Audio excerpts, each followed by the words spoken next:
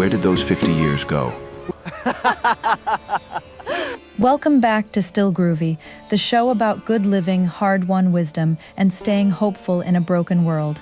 I'm Sunshine, and this is my Marty. Today we're talking about something we are deeply, unashamedly expert at, hosting your grandchildren and spoiling them absolutely rotten. Terry and Robbie are 15, same age Marty and I were when we found each other, which is a fact that melts me every single time I think about it. They came up for 2 weeks this summer, and I will tell you, 33 acres is the perfect grandchild habitat. The first morning they arrived, Robbie walked out onto the porch, looked at the trees and the river light, and said, and I quote, "Grandma, your house looks like a hobbit lived here and had good taste." This is a log home we built by hand, Scandinavian style. So that is the correct response, and Robbie is clearly the smart one. Marty, they're both the smart one. They're both the smart one. Now here is tip number 1 for grandparents, and this is serious. Feed them like they have been wandering in a desert for 40 years. There is scientific truth to this. Teenagers need roughly 2,000 to 3,000 calories a day, and in our experience, 2,000 of those calories should arrive before 10 in the morning. I made a breakfast casserole, eggs, cheese, sausage, peppers from the garden in a pan so big I could have launched it off the dock and paddled it across the river. She is not exaggerating about the pan. Terry ate 2 full plates and then looked at the pan and said, "Is there a rule about thirds?" The answer was no. The answer is always no at Grandma's house. That is the constitutional law of this property. Rule number 2, and this one is from the heart. Put your phone down when they are talking, even when they are talking about things you do not understand. Terry spent about 45 minutes explaining a video game to me, and I understood perhaps 11% of it. But I understood 100% that being listened to mattered enormously. Marty is also personally responsible for teaching both of them to drive the Kubota, which their parents have been informed of only retroactively. A Kubota tractor is one of the safest things you can learn on 33 acres, because the worst outcome is you take out a row of raspberry canes and Sonny yells. I yelled. She yelled. Robbie did beautifully, by the way. Terry drove it into a perfectly soft patch of mud, and we all agreed to call that a learning moment and move forward. Here is something I want grandparents to hear. Your grandchildren are not small children anymore at 15. They are becoming people. Talk to them like people. I told Terry about the year Marty was in the hospital for the second transplant, and I had 3 kids at home and about $11 in the checking account. And she sat and she listened like it was the most important story she'd ever heard. Because it is a true story, and young people can feel the difference between a story told to impress them and a story told to trust them. I did not tell it to frighten her. I told it because she had asked me, "Grandma, how do you stay calm when things are terrible?" And she deserved a real answer.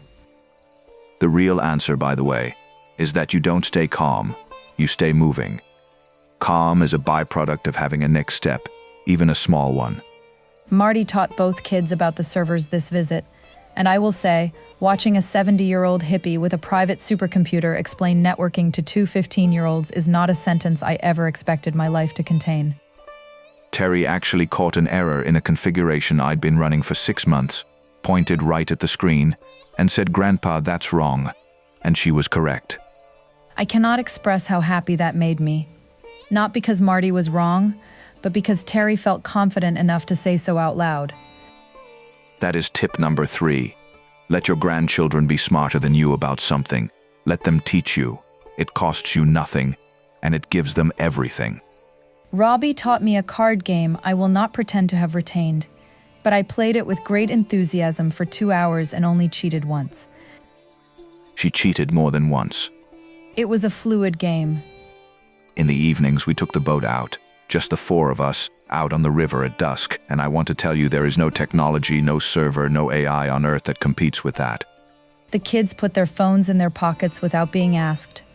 The water does that, the quiet does that. We talked about the things they're worried about, the world, their futures, whether anything they do will matter, and those are real questions and they deserve real answers.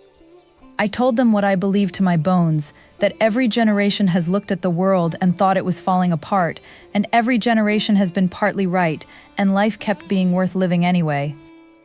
Tip number 4, do not lie to your grandchildren about how hard the world is, but do not stop there. Show them the tools, show them how you survived, show them your hands. Marty showed them the dialysis setup and explained how it works, and neither of them flinched, and both of them asked good questions, and I thought, yes, these two are going to be all right. Robbie said, Grandpa, you basically built a hospital in your house. And I said yes, and she said that's the most punk rock thing I've ever heard. I have never loved a 15-year-old more in my life, and I have raised 3 children who were extraordinary handfuls, so that is saying something significant. On the last night, we had a bonfire, and I played guitar for the first time in a while, a little Joni Mitchell, a little Dylan, and the kids didn't laugh, or if they laughed, it was the good kind. Terry asked me later if Marty was always like this, and I said, like what? And she said, like, just happy to be here, and I said yes, always, even when it was hard, especially when it was hard. If you have grandchildren near or far, call them this week.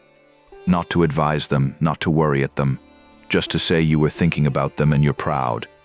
And if you're a grandchild listening, go visit your people. Eat their food, drive their tractor, ask them the hard questions they've been waiting to answer. We are living proof that a broken body and a beautiful life are not mutually exclusive. Take care of each other. We'll see you next time on Still Groovy.